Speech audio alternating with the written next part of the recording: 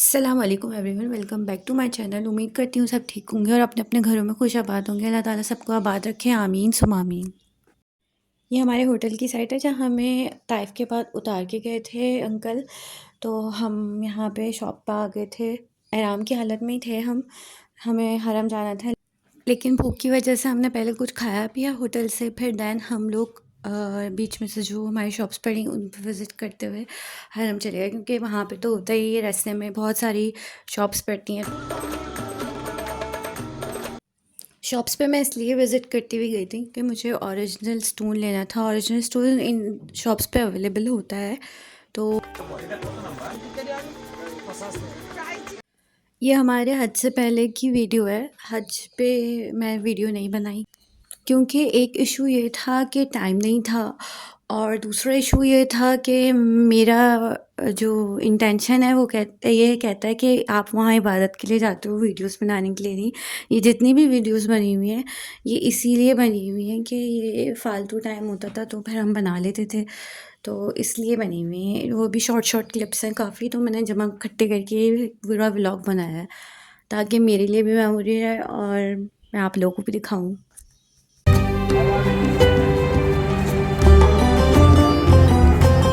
ये वीडियो मेरे मदीने जाने के टाइम की है। मैं जब मदीने जा रही थी तो मैंने बीच में रास्ते में रिकॉर्ड की थी।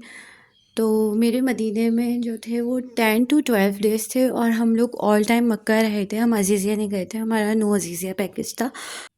ये चीज़ मैंने नोटिस किया है कि आप मक्का और मदीना जब जाओ, ये मैंने एक्सपीरियंस किया है कि जब हम लोग वहाँ से वापस आ रहे होते हैं हमारा दिल बहुत उदास हो रहा होता है।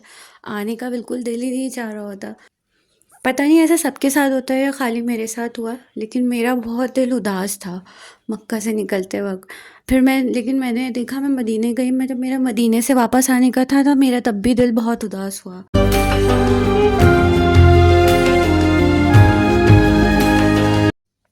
ख़ैर ये काफ़ी लंबा रास्ता था मक्का से मदीना। 3 टू 4 आवर्स हमें लग गए थे। मतलब हम सुबह बैठे थे तो हम शाम हो गई थी हमें पहुँचते-पहुँचते। ऐसे पहाड़ी रास्तों को देख के ये सोचा जा सकता है कि दीन फैलाना आसान काम नहीं है। इस्लाम बहुत मुश्किल से फैला है, और लेकिन हम लोगों का अमल उतना नहीं है। हम लोगों की बातें ज़्यादा है, अमल नहीं है। मैं जब भी गई हूँ, मैंने हमेशा जब मक्का से मदीना ट्रैवल किया है, तो मैंने रास्ते को देख के, वहाँ की गर्मी को देख के यही सोचा, हमें तो इतनी ट्रांसपोर्ट, हर तरह की फैसिलिटी अवेलेबल है, बसेस, ट्रेन्स, बाय एयर हम लोग जा सकते हैं। हमारे नबी करीम सल्लल्लाहु अलैहि वसल्लम कैसे उन्होंने इस्लाम फैलाया, कितनी दुश्वारियाँ ली अपने लिए, फिर इस्लाम फैला। मैंने नेट पे बहुत खूबसूरत जगहें देखी हैं, और लोग जाते भी होंगे, मैं नहीं गई ख़ैर, लेकिन जो सुकून मैंने मक्का मदीना में पाया वो मैंने कहीं और नहीं पाया। मतलब बहुत सुकून है। आप कहीं और जा कहीं अगर आप खूबसूरत जगह गए भी हो और आप यहाँ विज़िट कर लो तो आप कहोगे नहीं, मैं यहीं जाऊँगा। क्योंकि एक वजह तो ये है कि यहाँ पे अल्लाह का घर है, और एक वजह यह है कि यहाँ नबी करीम सल्लल्लाहु अलैहि वसल्लम, उनकी अहले बैत और सहाबा कराम रज़ी अल्लाह ताला अन्हा मौजूद हैं यहाँ पे। तो सुकून तो ज़ाहिर है ऐसी जगहों पे ही होगा।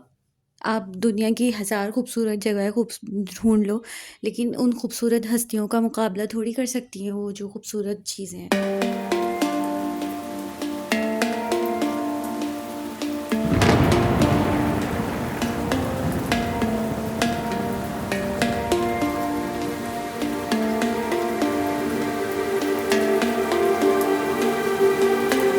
ये बड़े दूर से नज़र आ रहे थे। मेबी मिट्टी का तूफ़ान आया हुआ था शायद। वैसे तो हमारे ट्रैवल एजेंट की तरफ से मील प्रोवाइड किया गया था, जो रास्ते के लिए मील था लंच टाइम पे। लेकिन अगर बहुत सारे लोगों को बीच में नहीं दिया जाता तो उनको चाहिए कि बीच में पाकिस्तानी होटल आते हैं तो वहाँ रुकवा के फिर वहाँ पे खाना पीना कर लें अपना। ये अब हमारा होटल का वेटिंग एरिया है। वेटिंग हमें करनी पड़ी थी क्योंकि चेकआउट नहीं हुआ था प्रीवियस लोगों का। फिर उसके बाद शाम में हम मगरिब के टाइम पे मस्जिद नबवी सल्लल्लाहु अलैहि वसल्लम गए थे। नमाज़ वगैरह पढ़ी हमने वहाँ पे। लेकिन फ़र्स्ट डे था तो फिर हम इशा पढ़ के वापस आ गए थे। हमें गेट नंबर भी नहीं पता था कि कहाँ से रोज़ा रसूल सल्लल्लाहु अलैहि वसल्लम जाना है। फिर ये हमें दूसरे दिन पता चलना शुरू हुआ। 4 दिन हम लगातार हमारी यही रूटीन होती थी। लेकिन मदीने में आके ऐसा लग रहा था इबादत बहुत कम हो गई है।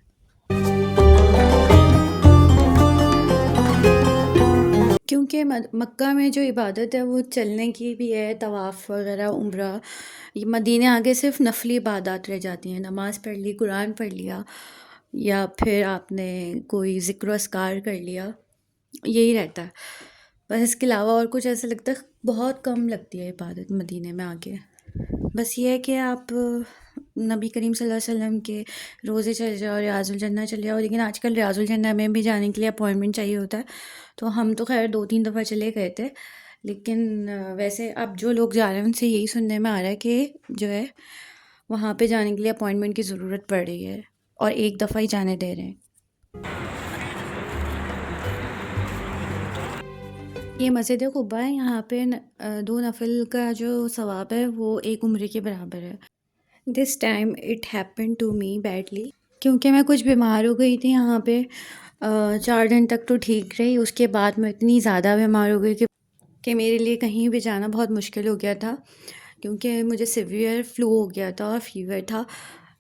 ये कुछ ज़ियारात थी जो मैं कर सकी थी वहाँ पे। ये हज़रत हमज़ा का मज़ार है। हज़रत हमज़ा जो हैं वो हज़रत सफ़िया के भाई थे, जो कि नबी करीम सल्लल्लाहु अलैहि वसल्लम की फूफी थीं, और ये इस हिसाब से हुज़ूर सल्लल्लाहु अलैहि वसल्लम के सगे चचा हुए। इनकी बेटी का नाम भी फ़ातिमा था। ये ग़ज़वा उहद के मकाम पे शहीद हुए थे। ये ग़ज़वा उहद का मकाम है और यहाँ बाकी और सहाबा किराम की भी कब्रें मौजूद हैं। तो हिंदा नाम की जो औरत थी उसने इनका कलेजा चबाया था, और जब ये इनके पुश्त में से नेज़ा आर पार हुआ तो उसने हिंदा ने इनका सीना चाक किया और इनके कलेजे को निकाल के चबाया था। तो ये मंज़र नबी करीम सल्लल्लाहु अलैहि वसल्लम ने अपनी आँखों से देखा था, और ये मंज़र नबी करीम सल्लल्लाहु अलैहि वसल्लम को हमेशा रुलाता था। उनको याद था क्योंकि, तो इसलिए वो हमेशा रुलाता था। लेकिन ख़ैर ये जो खून था ये नबी करीम सल्लल्लाहु अलैहि वसल्लम ने माफ़ कर दिया था, और हिंदा भी बाद में मुसलमान हो गई थी।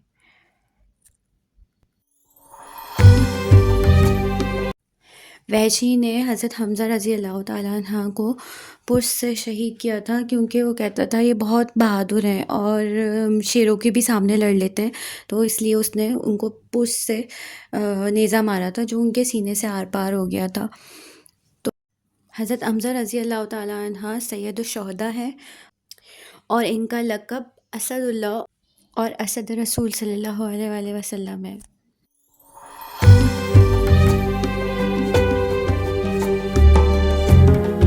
ये बाग़ उस्मान गनी रज़ी अल्लाह ताला अन्हा है, और यहाँ पे तकरीबन हर किस्म की खजूर अवेलेबल है। इसकी हिस्ट्री ये है कि नबी करीम सल्लल्लाहु अलैहि वसल्लम जब मक्का से मदीना हिजरत करके आए तो मदीने में मीठे पानी के कुएँ जो थे वो बहुत कम थे, और यहाँ एक मीठे पानी का कुआँ था जिसका नाम है बैर रूमा। यहाँ पे यहूदी का कब्ज़ा था, यहूदी पानी को बेचता था। फिर नबी करीम सल्लल्लाहु अलैहि वसल्लम ने जब ये देखा तो नबी करीम सल्लल्लाहु अलैहि वसल्लम ने ऐलान किया कि कौन है जो ये कुआँ ख़रीद के लोगों के लिए वफ़ करे ताकि मैं उसे जन्नत की बशारत दूँ।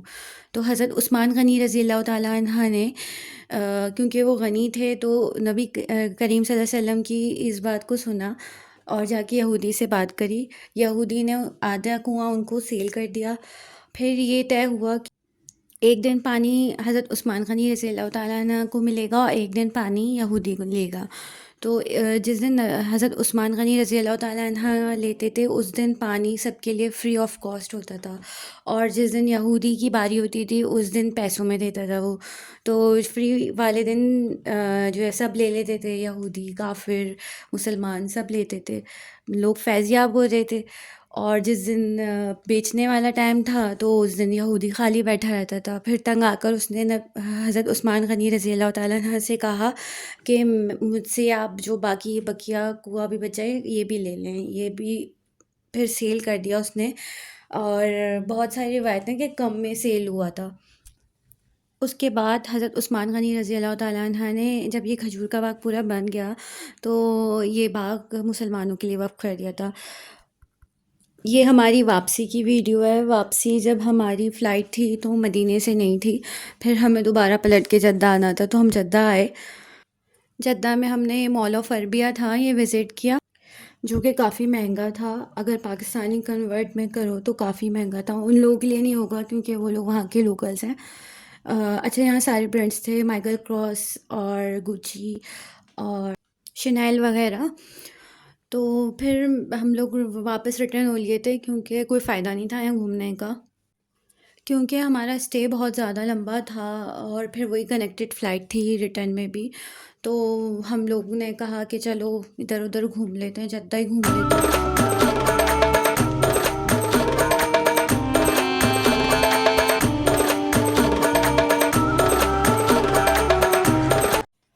वैसे ये मॉल अच्छा था, लेकिन मदीने के मॉल से ज़्यादा अच्छे हैं। मदीने में भी अच्छे बड़े मॉल हैं, लेकिन यहाँ ये कॉस्टली बहुत था और वो इतने कॉस्टली नहीं होते, मदीने के जो मॉल्स होते हैं।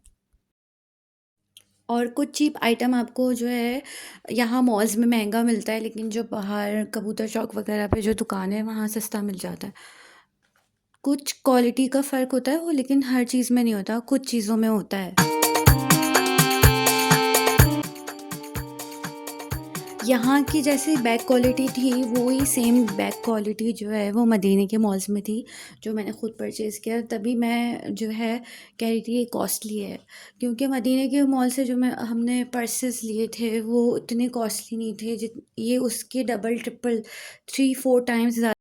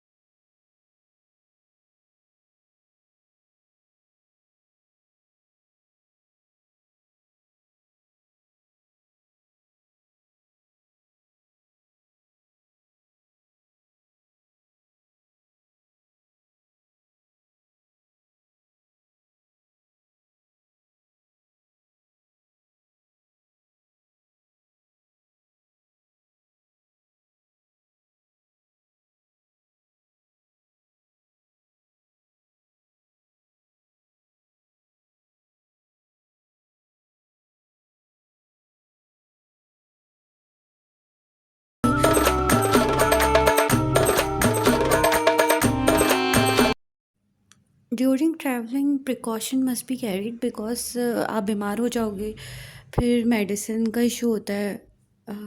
डॉक्टर्स अवेलेबल होते हैं, लेकिन हर जगह के डॉक्टर्स अच्छे नहीं होते। मुझे सऊदीया के डॉक्टर्स की समझ नहीं आती, तो इसलिए एहतियात तो ज़रूरी है।